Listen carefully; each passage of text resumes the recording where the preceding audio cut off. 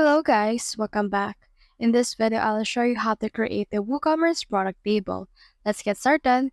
In order to do that, we need to install a plugin. So just head over right here to your plugin marketplace and then search in here for product table. Once you have done that, you should be able to see a particular plugin that we're looking for, which is this product table for WooCommerce by Code Astrology.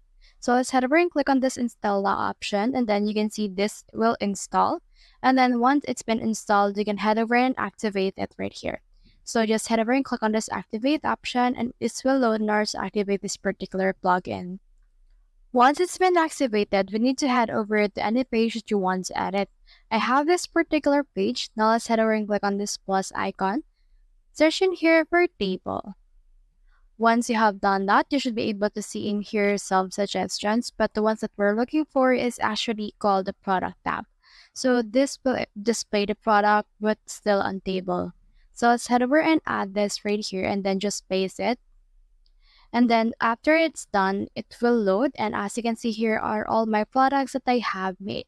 Now you can also change it up according to your liking. You can move it around. You can put in here the settings and then edit this particular block as well by clicking on the settings icon that you can see right here. So you can put in here more columns. You can also add more rows necessary that you want in here as well. So it totally depends on you how many you want to add for this case. So once you're done with that, you can also add tab or slider or any more. Once you have done that, click on this update button in order to see all your progress. So that's the whole process. If you have found this video helpful, simply leave a like, or subscribe because it helps me reach more people. See you soon.